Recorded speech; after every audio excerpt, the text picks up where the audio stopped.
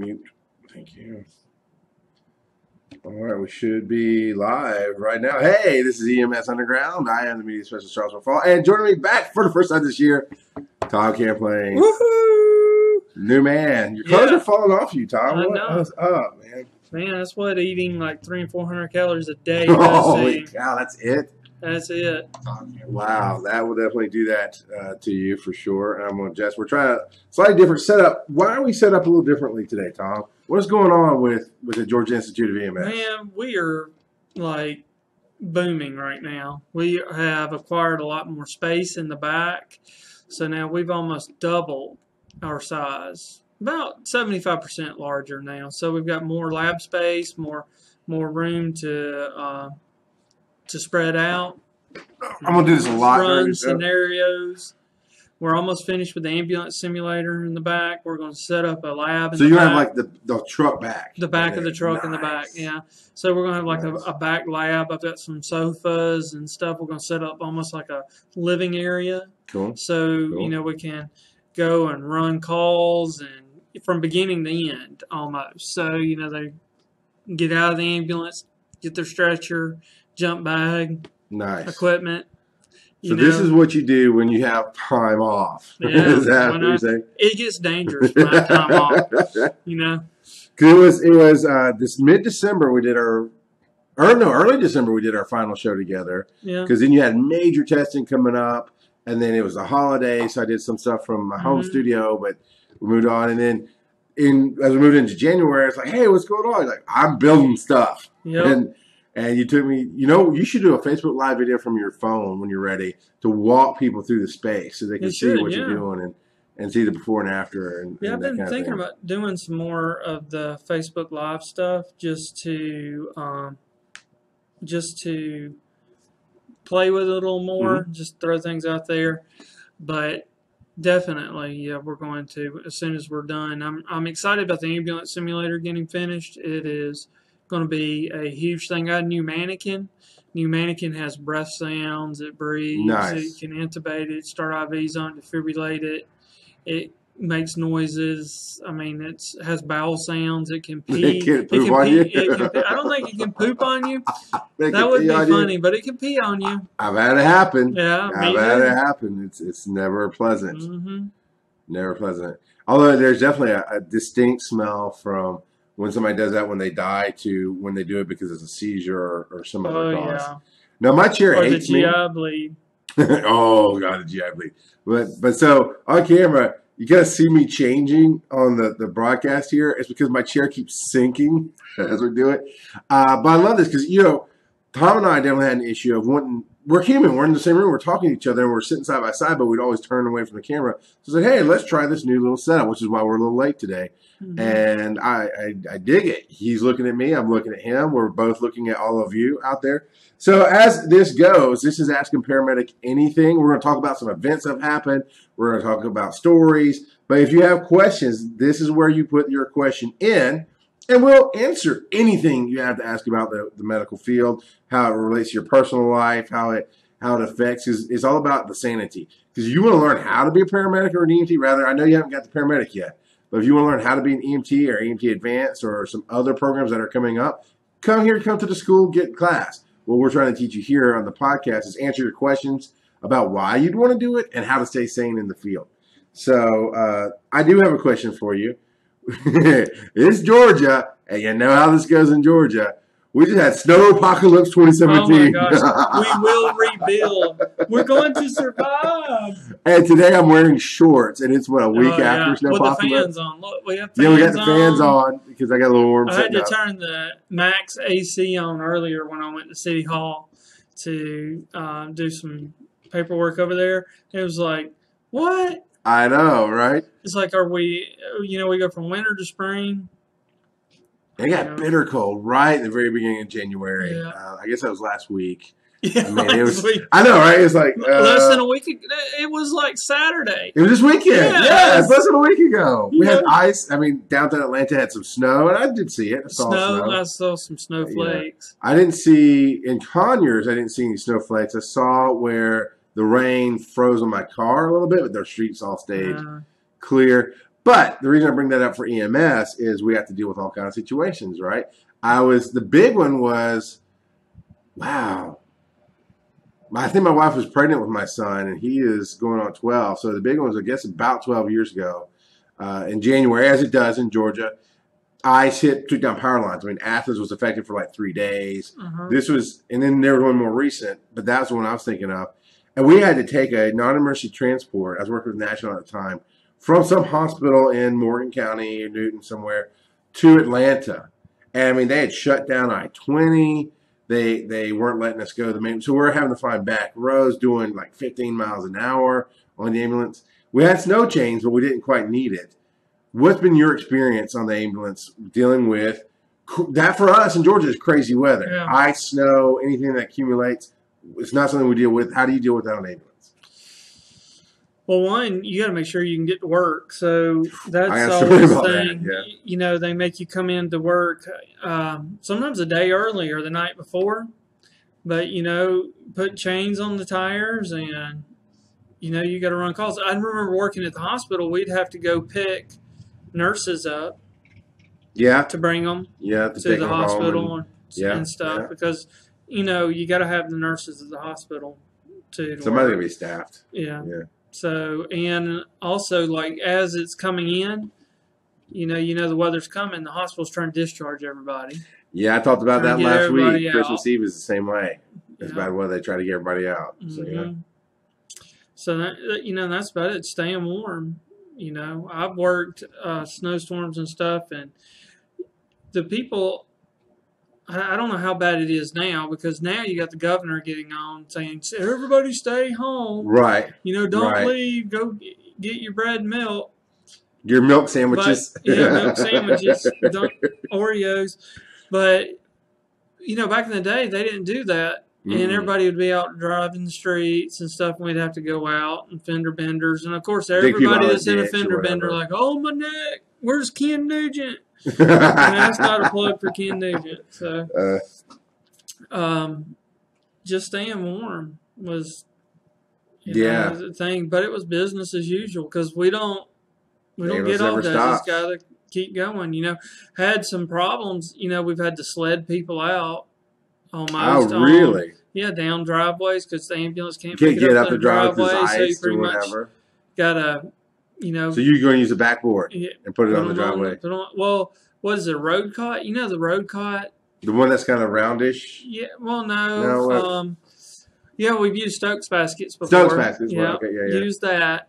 But one time we used, it's like almost like a scoop stretcher, but it's like nylon or cloth in between instead, and it's got 2 wheels on one end. All right. So it's kind of made so you could put somebody on it, and one person could move them. Like, see, the danger too is you falling down the driveway. Nobody cares about us. Plenty of rope on the fire engine. You know, so tie off on something. Now tell me you haven't done fun stuff on duty. No, never. Never? There's our snowball fight. Heck yeah. What's some of the fun stuff you've done? Oh, yeah. All kinds of snowball fights, even water fights. You know about half of those. You know, pranks on each other. You know, you ever taken somebody's boots, put in the freezer? No, I haven't done that. Oh, yeah. Poor Josh Hughes. Man. Poor Josh Hughes. Well, he took my jacket and put in the freezer. So I never heard about that. And then when he went to bed, I snuck in and got his boots, put his boots in the freezer. Oh, that'll do it too. In Morgan County, where we were, there was this big ditch along the side of the station. And, I mean, it wasn't much of a hill, but we'd take the backboard, we'd put it down in the snow, we ran it, jumped on it, see if we could sled. I mean, it wasn't enough to get anybody hurt. It really didn't work as well as we'd hoped. But yeah, that's the thing. So not everybody thinks about going in at night, right? So you know the storm's coming in overnight. And I had that issue is nobody ever wants to be at work for free. Right. You know, I had to change this, but in my younger days, my mentality was I don't want to be there unless I'm getting paid. Right. And we had a storm coming in. I was in downtown Madison. Streets were okay, and I had a Ford Ranger, and I was safe. And on a normal day, it's about a 15-minute ride north to the station, out in the countryside. And I got up early. I allotted an hour and a half to get to a 15-minute away job. And I did. I went slow. I took it easy. The roads were okay, but they were still ice in places. And I get right to the station and lose it and put it in the ditch in front of the station at work.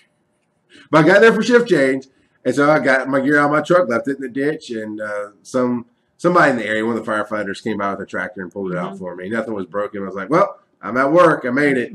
But I never thought about going in ahead of time. Yeah, and the thing is, like going in ahead of time, the way I always looked at it is, I didn't want to be there and not get paid either. I got to feed my family, but at the same time, I got to feed my family. Right. So if I don't go in and if I don't make it to work, I'm not going to get paid. Yeah. If I'm not there. So I would go in. The few times I've only been on maybe 3 times in my career. It's been an issue. You go in, before and work your shift. Yeah. And then, hopefully you get relieved the next day. Hopefully it's over, So that's the way I've always looked at it. Just at least I'm getting paid something, because if I don't make it in, then I don't get paid anything. And then the person who you can't relieve is stuck there for another 24 hours. Right. People still need help, and that absolutely makes sense. Oh, look, hey, Amy. Hey, Amy. Yeah. She's like, she misses both of us. Yeah. There you go. We need to get her on. We need a bunch of people on. We're getting the setup for it. I mean, that's part of the expansion. I don't know what all your plans are, but I can see you putting a studio in somewhere. We can have guests, and you got the cameras for it, and it'll be a lot of fun. But the one time, it backfired. The one time I went in early, for whatever reason, we weren't living in Conyers. We were living out on Lake Jackson, but my wife was here at her mom's house, and I don't remember exactly why, but we had a bed, but it's a queen bed, and I'm not a guy that fits in a queen bed very well. I mean, by myself, sure. But, my wife and I have been used to a king-size bed, so we were just on top of each other. The dog went into the bed. I was like, screw this. I got to go into work anyway. It's right here downtown Conyers with National at that time. So I just went in to work because I had plenty of extra bunks. And I just let them know, dispatch, like, hey, I'm here. My shift is at, I got there at like midnight or something. My shift is at 7 or 8 or whatever. I'm in bunk number 4. If my alarm doesn't go off, that's where I am, so you can come get me. Well, about 3 in the morning, they came like, hey, we know you're not supposed to work right now, but could you do a transport for us? So I clocked in early after 3 hours of sleep or whatever and got up and helped them out. And that's kind of how that can go sometimes. But at the same time, what you're saying about helping people, making sure you're there. Well, I know like when I went into the hospital, they actually put us in hospital rooms. Really? Yeah. So that would work, yeah. Yeah. They put us in hospital rooms. And they were doing the same thing with nurses and stuff. Now, have you ever been stuck on shift due to weather? Yeah. Okay, tell me about that. Didn't get home. Just stayed at work. I didn't. I think it's more voluntary than, I wasn't. You could have braved it maybe. I could have, but I didn't. I just waited until. But it was only a few hours. It wasn't like, I got off the next morning. It was still snowed over, but the sun was out. It was a full sun day, and by like 1 or 2 o'clock in the afternoon, it was fine. And I think I only waited 1 or 2 o'clock in the afternoon because I took a nap. Yeah. I mean, nobody bothered me and stuff, so I mean, it worked out. Now, the worst story I heard, I never experienced anything like this. I've never been stuck due to weather at work. It's due to people just not showing up, and I won't shut the truck down. There's some places that I'll just shut the truck down and go home. Some places you can't. I mean, and there are a lot of places you can't. Newton, you couldn't do that, really, right? Yeah. I mean, it's the truck's running. Now, the other time when I've gotten, stuck or whatever is during the hurricane, when I lived in Mobile. Okay. That was, but, I got paid for every. But you stayed on shift for the whole time. Now, how long were you on shift? Well, about 48 hours, I guess. Not horrible. No, it wasn't horrible. And you're not running the whole time, no, right? You're sleeping some of it. Yeah, during the hurricane, when the hurricane came, it was Hurricane George. And when it came on land, and once the winds hit 75 miles an hour, they shut down operations. So there was no running at all. So. Yeah, okay.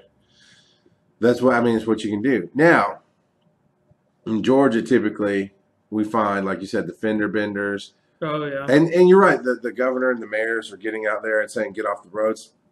This particularly past weekend, they knew it was coming on Friday, and the rain sure enough started Friday evening.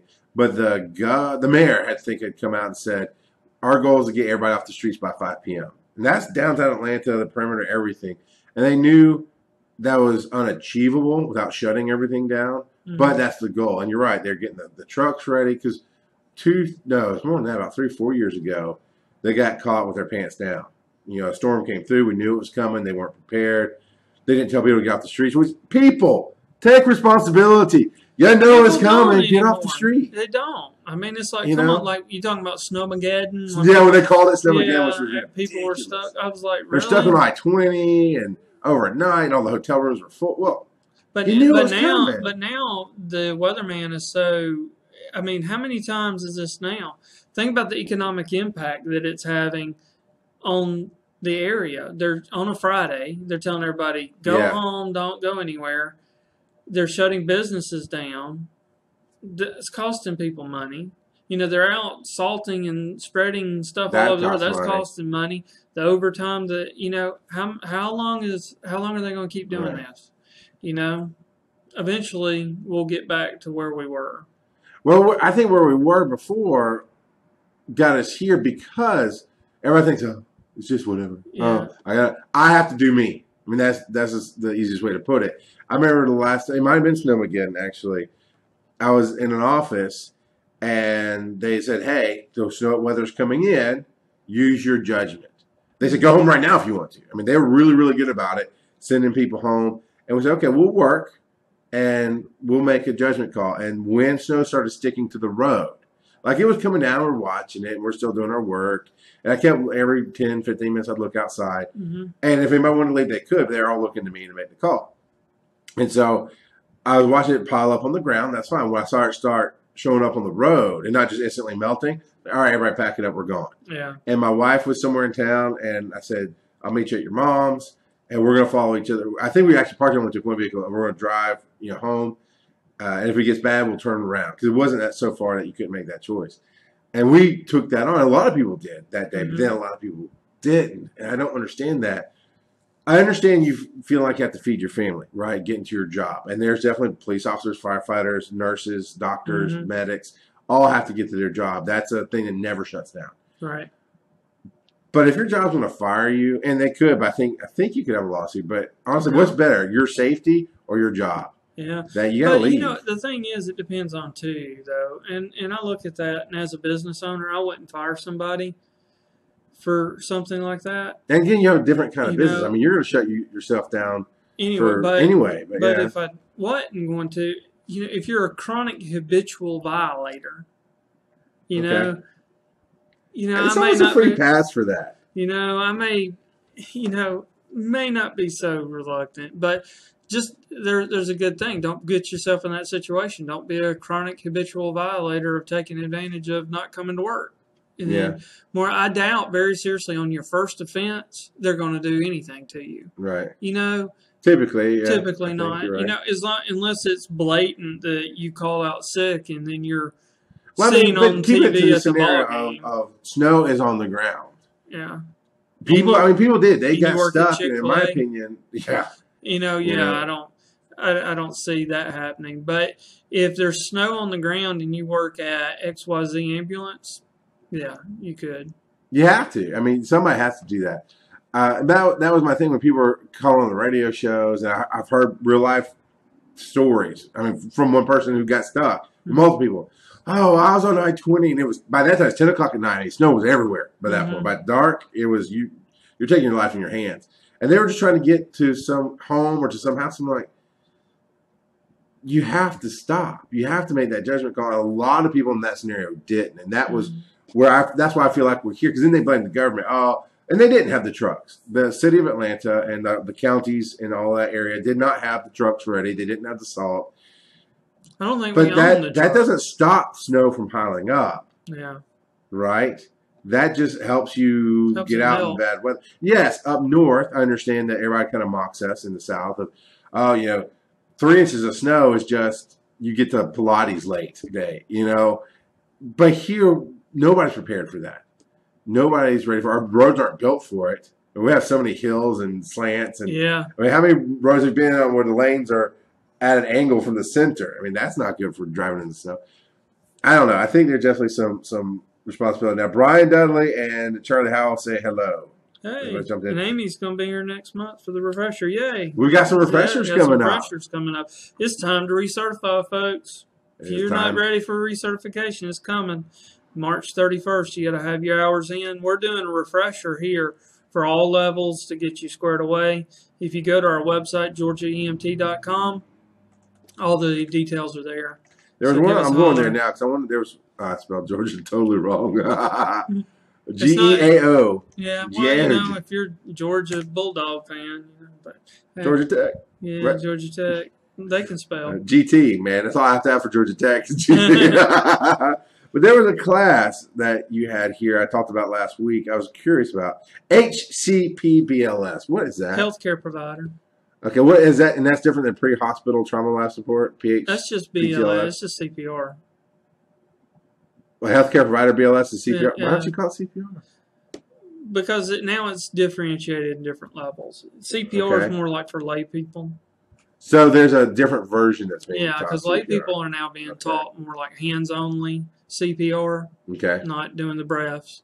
Whereas healthcare provider, we're still doing everything. Yeah. Well, because it's been so long since I've had certifications or taken the classes, it blends together. The HCPBLS still is a step short of ACLS, which is tubing and drugs. Where's tubing fall in your recertification? ACLS. ACLS. Okay. Yeah. Yeah. Just the BLS is just the regular 4-hour CPR class that we had to sit through. So very cool. Hey, Matt. Good to see Matt Cooper. I don't get to see Matt Cooper because he's not a friend of mine. Oh. How hard is the state EMT test? That is subjective. That is very subjective. Yeah, it depends on how hard the state EMT test is. Well, one, the state of Georgia uses the National Registry. So that can be a beast. So that can be a beast. But, you know, it all has to do with your preparation. I mean, if you're properly prepared and you've studied going into it, it's not as bad as if you've kind of slacked off and just barely made the basic requirements to get in. Hey, look, there's BK. See, I can't see BK. I guess we're not friends on Facebook. I see if you make a comment, I can see it. Are you not on our Facebook page? Because I'm on the page. I'm not on my. Well, I've got it blown up to where I only see the comments, I guess. Okay. I'm not sure how to fix that. But I see if they comment, I see the comments, but I don't see who's just watching it or whatnot. Well, say hey to BK.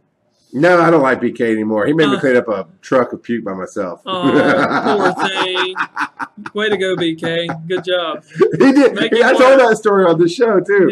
Yeah. It was a horse kicked somebody. It was some kind of spinal cord injury. Halfway through, she started throwing up. And I said, BK, help me out. He pulls up, opens the back of the truck, went, nope, threw me a towel and shut the door.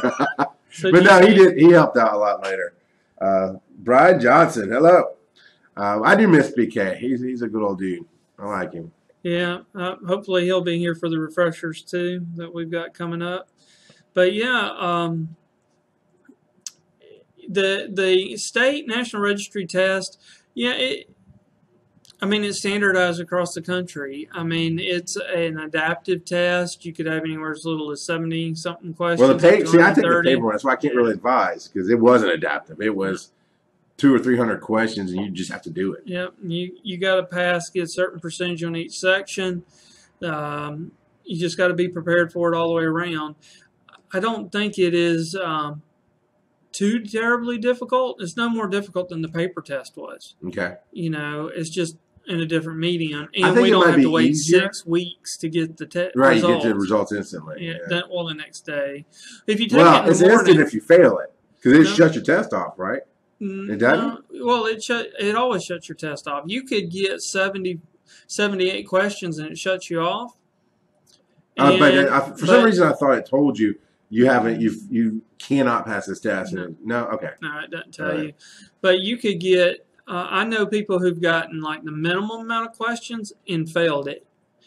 But the majority, but the majority of the time, most people that get the minimum amount of questions pass it. Okay. This time. But I know a lot of people who got the maximum amount of questions and passed it. So it's hard to tell.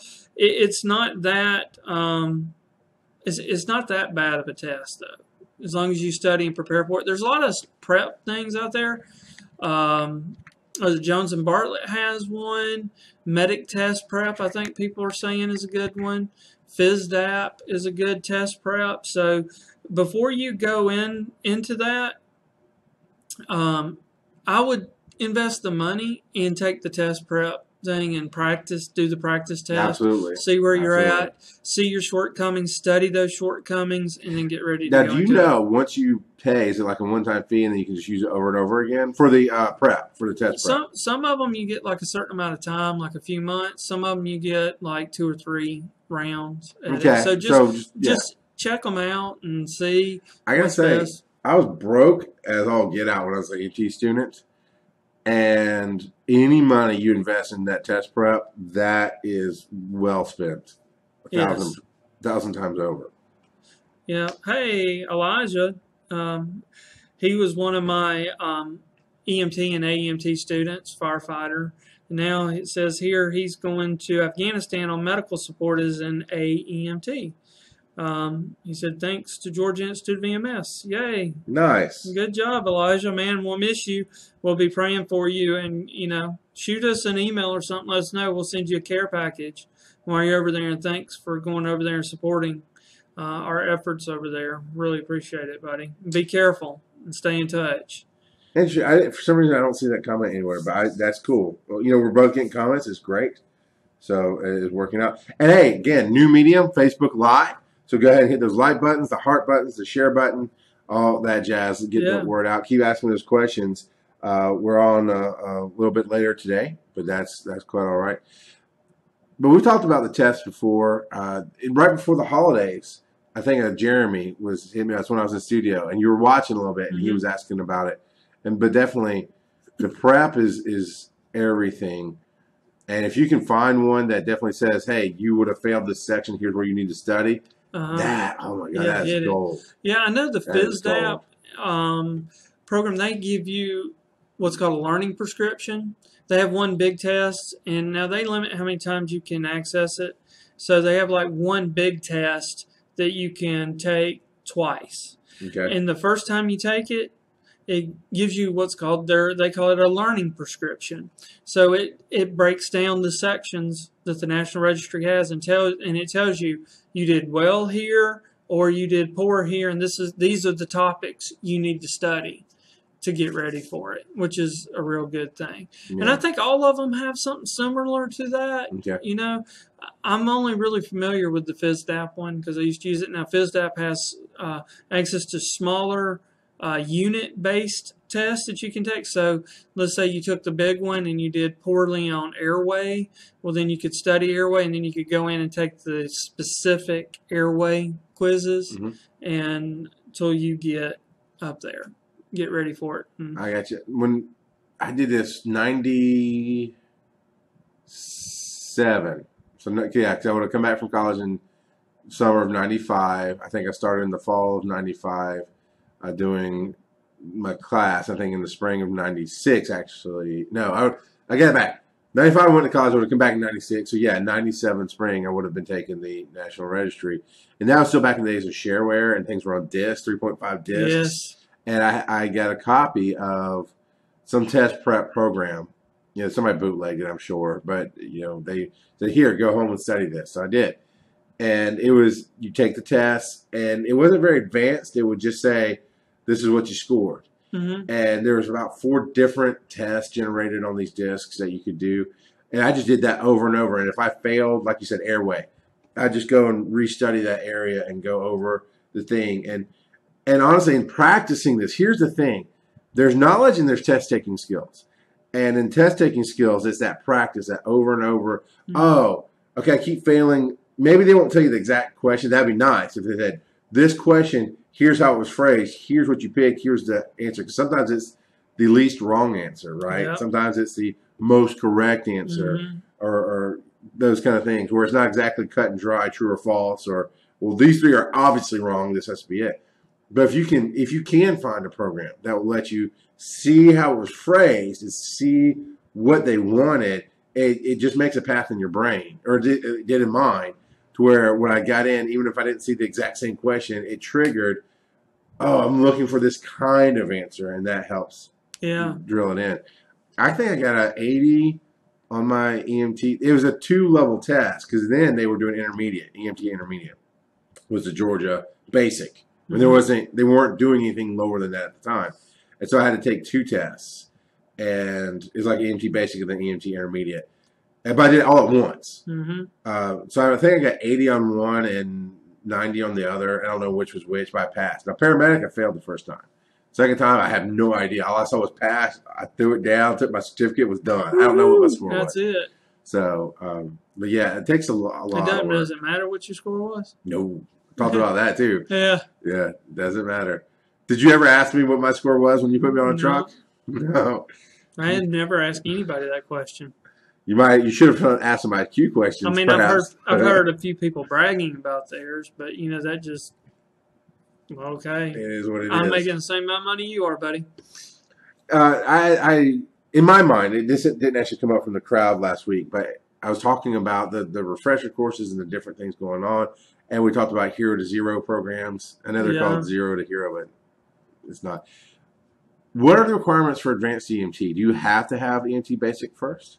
Yes. Okay. Yeah, you have to go through basic first, then you can do the advanced EMT. Now, as an instructor, as a lead paramedic that you've been, as a captain you've been, what is your personal recommendation on getting some street time before you move on to the next level? Between EMT and AMT, none. Okay. Because, for so many years, our entry level was both. Was right? both. The advanced is basically intermediate. Yeah, with a little bit more. Just a few more things. Yeah. In reality, they can give an epi. They can draw epi up and give it. They can draw Narcan up and give it, and they can give nitroglycerin. D50, right? Yeah, I'm just saying outside of the eye. Okay. And that's right. I could do D50. I forgot about that. You're right. So, like an A can give nitroglycerin, where an I could give it if it was assisted. But in A, it doesn't have to be assisted. Right, you could just do it. And that's really about, and they can give glucagon, where the I can't give glucagon. Right. So, it's not that big of a difference. So, going from 0 to advanced EMT, I'm okay with. Honestly, going from AEMT to paramedic, I think you need street. I think you need a little bit of street experience. Now, the thing is, you can get some street experience if you're going to school. If you're in school for advanced. Because now you've got prerequisites. So when you finish your advanced EMT, you have to have English and a math and a public speaking, I think. And I'm not sure what the tech schools are now, what they're now requiring, but I know at minimum in English, math, and anatomy and physiology and stuff. So, that's a semester. That's half a year. So, you can get a job on the ambulance and work and then start paramedic school, and by the time, because now paramedic school is almost 2 years long. Is it really? Yeah, it's like 18 months almost. So, your first semester, you're not, what you're learning, the history of EMS, safety and all that stuff. So, and legalities and all that stuff. So you're not really getting into a lot. So there's your first year. If you're working the street, I'm not talking about part-time, like 2 shifts a month. I'm saying full-time job. Full good work. I would be okay with that. But I think you need at least a year. I'm with BK. BK said 1 year to be a paramedic. I'm with that. I think because you don't need your first cardiac arrest to be the one that you're in charge of. Yeah. First you've ever experienced. The first that I've experienced with no safety net. Yeah. Because when you're working the streets, as now you got to do so many hours as in clinicals as paramedic, you've got to, you're going to work a cardiac arrest or two, but you always got that safety net there. In reality, are you really running the code? Not in reality. So I think that you really need that 1 year experience I agree. to see something, because I really hate that congestive heart failure patient that you're running on, that's your very first one that you're going to be. Do I do CPAP first? Do I need the nitro and Lasix? Do I need hangiobutamine? What do I need to do here? Trying to go through all that. No, yeah, by the way, this is my first time. Yeah. And do I need to just go ahead and tube them? That's a lot, man. And that's a lot on you. And everybody's looking to you for leadership. And it's not only not about knowing what to do treating medically, because when you graduate school, you got these algorithms memorized. It's been drilled in your head. But you got to be a leader too.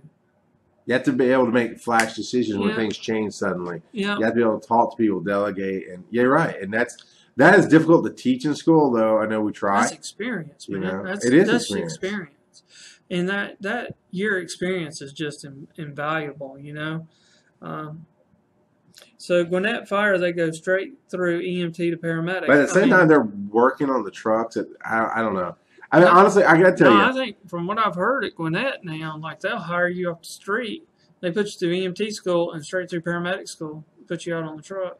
And firefighter one and everything else Everything. too. It's their call. And the field medics and the field commanders and all the different rankings that are in charge of that have to deal with that. I've worked with 1 or 2 EMTs that went 0 to 0. Now, in my day, 0 to 0 was some schools offered you come off the street with nothing. You go to our college, and we teach you all these courses and stuff and clinicals and yada yada. And in 2 years, you come out with a paramedic number, and you're a paramedic. Yeah. But in that 2 years, you get 0 real experience. And I've worked with those people, and they were very bad medics. Oh, let me tell you what they're doing, what they did now. And this is, I'm going to stir the pot here. Where's my pot? You got my pot, Charles? You ready to stir it? All. Wait, no. Not that pot. The cooking pot. The cooking pot. Sorry. Yeah. We're going to stir that pot up. They got people going through paramedic school. And when they take their national registry test, they also become paramedic instructors. Don't you have to? I thought you had to do extra to get instructor. Yeah, just got to go during that year when you're in school. As long as you go take the NMC class and get your requirements. So wait, so you're coming. Theoretically, you have no street experience. None. Never. And you become a paramedic. Never worked the code. But you mean instructor? That hurts my face a little bit. So, I got a question.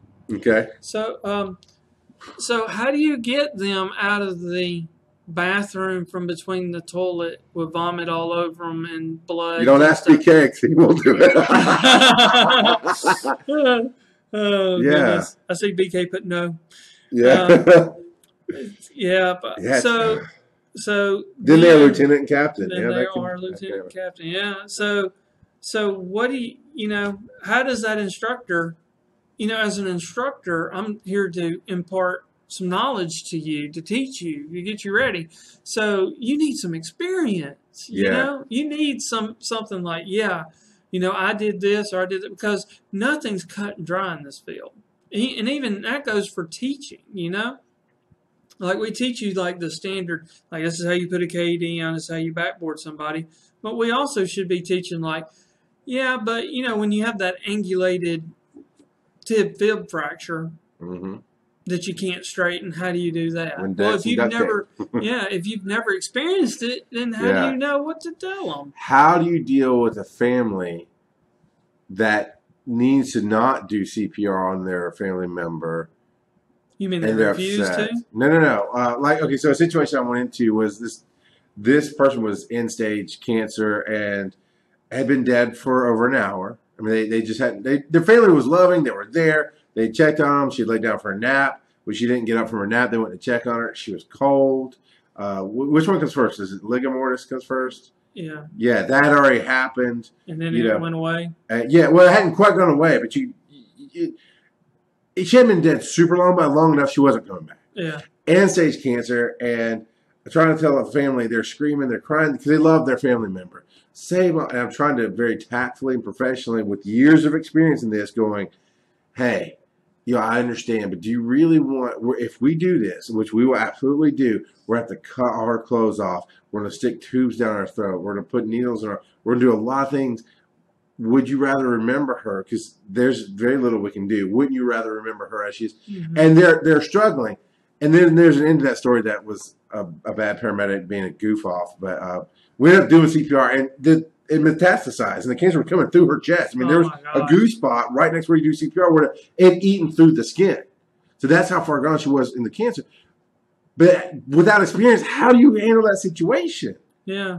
And how do you convey that to, in the same time, how do you convey that to students if you took the route where, okay, I'm zero to hero instructor at the same time? So how am I going to teach the next folks this? I love Chris Harper says you can't teach something until you've done it for a while yourself. And you're right, Chris. I mean, I'm not saying that I've did everything, and I'm not saying that all the instructors that work here have done everything, because we haven't.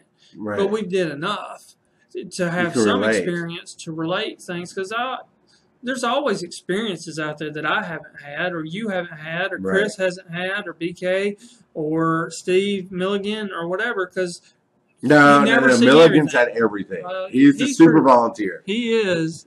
But there's still some things that you haven't seen, that you don't see. And those things do happen. But when you've got a whole suitcase full of other tools because you've seen all this other stuff, it makes the stuff you haven't seen a little easier to mitigate than not having any experience at all. I keep thinking of Michael Shaw, but I don't want to say it was him because I'm not sure if I'm just having an odd memory of it. There was somebody I worked with, I'm pretty sure it was under your watch, that they wanted to do, the book says. And I was like, I don't think that was Michael. I don't think it was Michael either.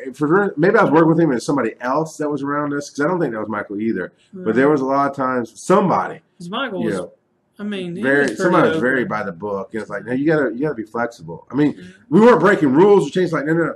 The book says ABC, but ABC doesn't always work in the real world. Sometimes you go A, Y, Q, R, Well, even now, look at what we do for CPR. It's now CAB. Circulation, airway, breathing? Yeah. Okay. I haven't had CPR in a while, but I can follow you. It's CAB now instead of ABC. And whenever I went to SWAT school, we had started then, and now it's a little more prevalent where you want to stop the bleeding. Yeah. I mean, if they're bleeding out, CPR is not going to help. Don't delay stopping the bleeding either. So, yeah. Yeah. You never follow the book. Chris Harper, nope. No, but there was somebody who was just, it was a fear-based thing. They were afraid to step out and say, and that's, it doesn't matter who it was. What matters is what you're talking about. We're talking about with the instructors. If you don't have experience to solidify these things. Funny. BK threatened to hit me with a book. So Charlie said, so you don't start with the ABC anymore. And some things we do, Charlie, it's just with CPR or BLS. It's now CAB. You start with the circulation, and the reason they're saying that is because they want you to start compressions sooner. The research has shown the quicker we can start effective compressions and the better compressions we do, the better chance of survival for the patient. I get that. So and if you're bleeding out, if you don't stop the bleeding, compression is just going to go shit on out. Got to have something to circulate. See, that's the thing about real life. It's situational, isn't it? Yeah. It's nothing ever runs textbook. Well, that's not true. I've actually had a few coaches that absolutely ran textbook. But life has a way. It's Jurassic Park. It's a chaos theory. Life has a way. It'll always run away. And sometimes, despite your best efforts, they live. I think you said that, didn't you? Sometimes, despite your best efforts, patient still lives. But here, and if you don't get where I want you to go, I'll lead you better. But what is the paramedic, the EMT, the instructors? What is their worst enemy? Their worst. From what? I'm confused. What do you want? Which one's worst enemy? Like the instructor's worst enemy? It would be the worst enemy for all three of them. From all the thing that would make you make wrong decisions. What do you think is the thing? Complacency. Okay, there's that. You're not wanting to move forward. Not staying refreshed, not staying up to standards, giving up, just and not caring. That where I was thinking is fear. Why do people rely on the book? Because they're afraid to I step think people forward. get complacent because of fear. I'll give you that. The only way to get That's over one fear is to have knowledge. And book knowledge is not everything. That's what we're talking about with experience. I mean, if a teacher doesn't, an instructor doesn't have an experience to lean on to say, this is how this actually went, they're going to teach because they're afraid of teaching you something wrong. They're teaching out of fear. Same with the EMT. I've had a few EMTs that if somebody said my chest hurts, that was it. They weren't getting to the back of the truck. And it's ridiculous. There are ways to rule out chest pain versus chest wall pain, and there's ways to go, there's nothing wrong with you, get in the back of the truck, let's go. Fear will harm you, and if you're afraid to step out, if you're afraid to have experience, you'll never get past that fear. I understand. Yeah. And Chris says complacency as well. Complacency, but I agree with fear too, because you get fear of retribution. Like, hey, fear of making the wrong decision. Like some people who do respiratory emergencies, and that used to drive me crazy, still drives me crazy, where they do the shotgun approach. Albuterol, Atrovent, Lasix, nitro, they do it all. Instead of, okay, well, what was you treating? Well, they weren't breathing good. Well, were they in failure? Were they COPD, asthma? What's going on?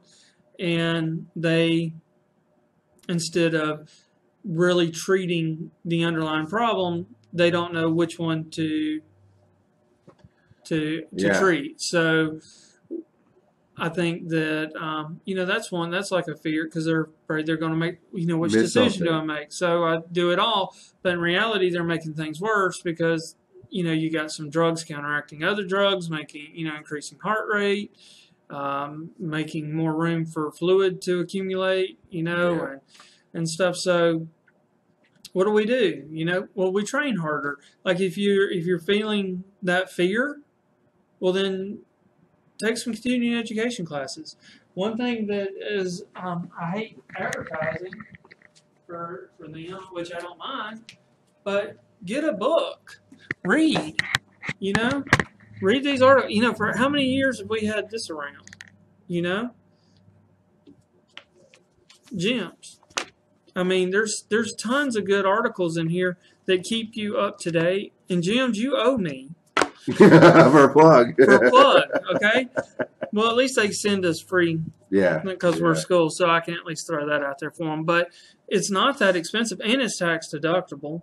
And, most in services your own time, get them. Most services, yeah, exactly. Most services had them. And where I used to keep these when I was training officer at Newton? I put them, I went to your bathroom plenty of times. I saw them there. Remember the continuing education I put in there in the bathroom. Yeah. Why not? That's where I got your attention, do it. I used to put training spots right there in front of the urinal, where everybody could see it. So. Yeah, I was seeing what Charlie says here about real world situations.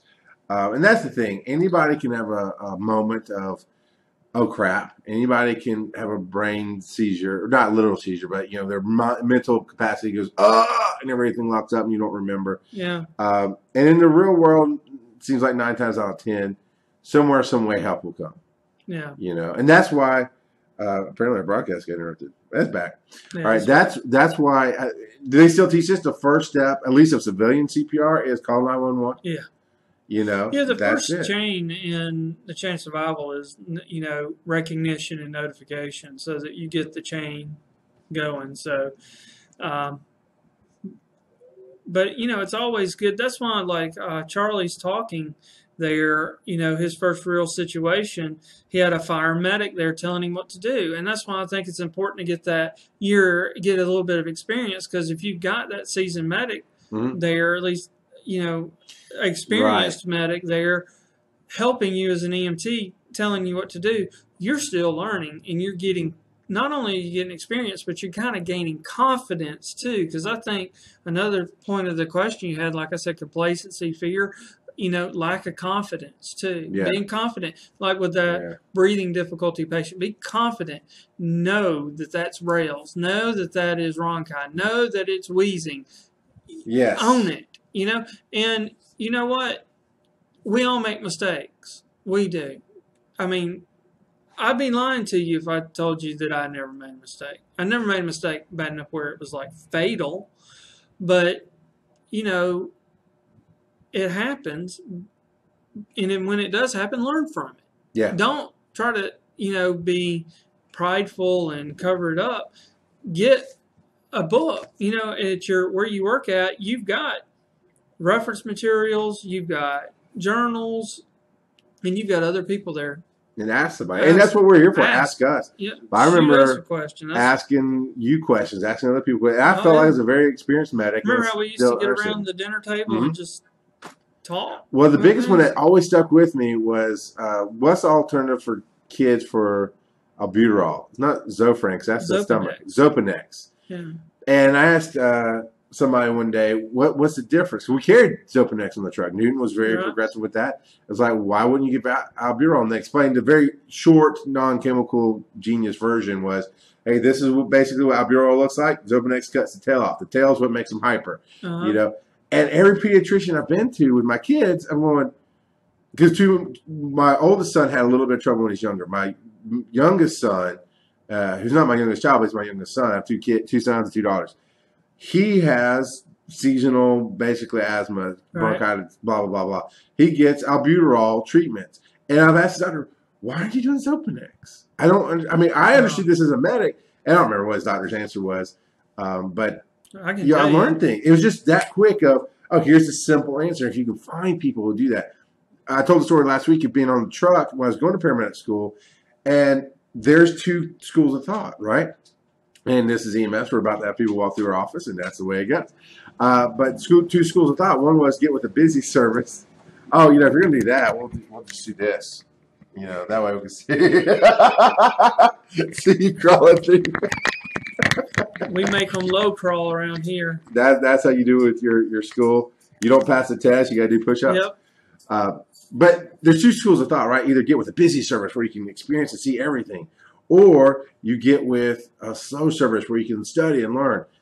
I didn't have a choice. I was just at a slower service, but I had a great medic who wanted to teach, and he drilled me on everything I brought back from school, and he wanted to know. And so when we ran that code, if I was at that point in class, he goes, okay, you're in charge. Now, I knew I wasn't in charge. I knew he still had my back.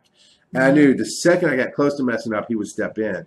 But I had that safety net to put my hands on and experience what being in charge was like. Yeah. And that's, to me, key. Whatever service you're in, that's key. Is finding somebody. But you wouldn't have got that at home, studying a book. It's true. That is true.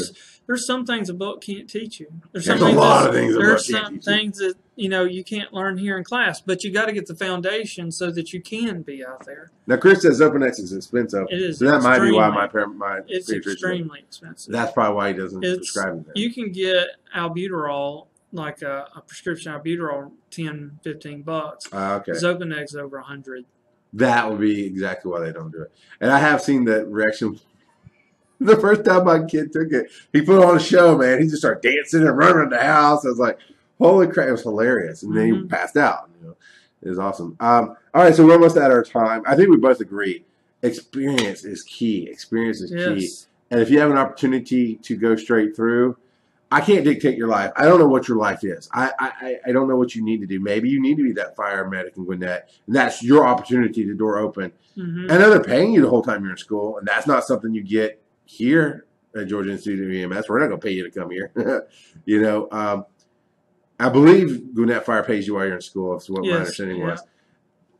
And if that's what you need, choices one thing I can say too that I understand about Gwinnett is that Gwinnett has a very rigid system, and BK can probably respond more about this, but their system is very rigid. It's not like here. Remember, our protocols were very really left for interpretation. And we had a lot that we could do. And from what I understand in Gwinnett, it's like if they're having difficulty breathing, you will do this, this, and this. And if you don't, and their CQI officer, when they look at it, you can get in trouble if you haven't done everything like you're supposed to. So in that system, that may work. Sure. But, you know, if they leave that system and go somewhere where you have to have a lot of, you know, you got to have a lot of ability to make on-the-spot decisions and live with those decisions and know that those decisions have real-world consequences for your patient. You know, you only get that through experience. And BK said, "Yep." So I guess. Yeah, and he's agreeing with Chris Harper. Pointedly left me off the list, so he's dead to me now. I don't know if this. Chris, you're in trouble. But yeah, we agree. Experience is key. But here's my last piece of advice. I think you'll agree. If your only opportunity, your best opportunity, is to do something like that, it's still on you. Make yourself better. Like you said, read the books, study the programs. Not saying it doesn't work. Some people can do it, and I'll have to be honest, and I'll have to be honest here. I kind of did 0 to hero. Okay. However, I was a military medic. And whenever I came back, I had to go through intermediate and paramedic. And I went straight through intermediate and paramedic. But That's I had a little experiences. Different. You had field experience. I had some experience as a medic. So while technically you might have done the 0 to hero program, you had the experience. Well, at that time, it was hard for me to get in. And they let me in because of my military experience. Gotcha. Typically, at the school I went to, it was mandatory that you had a waiting period. Interesting. But they let me in. Back in like the 40s or just, no? Okay, I got you. Yeah. World War I, where they didn't need medics right then? Or, I'm just glad I survived. You know, that's what I do want to ask you about is your military experience, because my dad was a medic in Vietnam, and I've heard some of his stories, and maybe we'll talk about it on the next show. Is that military experience and how it's differing? It's different. Other people. It is different. I have military medics all the time, like me, heartbroken because you got to go through training again. But I thank the good Lord every day that I did because I wasn't prepared. One of my best EMT partners was a military medic, and she just hadn't got over the heartbreak of, okay, I have to go back to school to get what I was doing before. She was a great partner, great person to work with. Lynn Brown was her name. Lynn. She was really great to work with. So let's do some promotion here. I'm looking over at the sign like I want to pick up the camera and show it to you. I won't because the sun's going to block it out and you won't see the detail. We should have, if I thought, I put the sun over here in the light. But reading the details, GeorgiaEMT.com. We already referenced that earlier today. Lots of refresher courses coming up. Basic EMT and Advanced EMT coming up, right? Starting that end of January. Freshers in February and March coming up, so definitely get on board with that. What's the phone number? 678-561-2368 or just AEMT. I'm another step closer considering getting my numbers back to teach. You know, come on. I've had other gigs fall away. Like that started looking a lot more attractive, and I enjoy this. I enjoy sharing knowledge and imparting knowledge. And you know, it'd be a good compliment for you. You don't have to ride on the truck. Well, not for Chris Harper. He doesn't think I can teach anything. Well, I've been trying to get Chris Harper to come here forever. He won't, but he used to be my old partner. We used to, run the streets and. See, the picture is so small. I can't remember if I've actually worked with Chris or not. So, Chris, you'll have to tell me. Because I've worked with a lot of Chris's, and it's not ringing a bell now. I don't know. I don't know if I've worked with Chris Harper before. Yeah. So at some point in your career, every name sounds like somebody you worked with. Yeah. You come up with Bob Ubuntu. Yeah, I think I've worked with him before. It's been a bit since we all worked together. And I was I've been off the truck a decade, I think now. I mean, can you believe it's 2017? Time flies, man. I know. We're in the future. I mean, look what we're doing now. So, all right. So that's going to be it for today. Yep. Definitely follow this Facebook page, facebook.com/Georgia. It's Georgia Institute of EMS. Yes. And email. I always forget the email that you can email the show directly. Is it EMSUnderground@GeorgiaEMT.com? Mm-hmm. All right, I got it. There you go. See, the special part of specialist is I'm special. I'm slow. Chris said that we worked a couple shifts. All right. He needs a part-time job. There was the answer. All right. So that's going to be it today. Great show. I see it's good to be back together. When I'm by myself, I'm kind of pulling out thin air, but this takes on a natural form, and I like it better. I love that we're both can look at each other, and we're still looking at the people watching, and it's really cool. So, all right, till next week, it's going to be, we're going to shoot for 2:30 on Thursday afternoons is what we do. And if you follow the page, it will let you know when we're live so you can watch and set your calendars. Sometimes we do events you can follow, and let's make it better. That's all we try to do.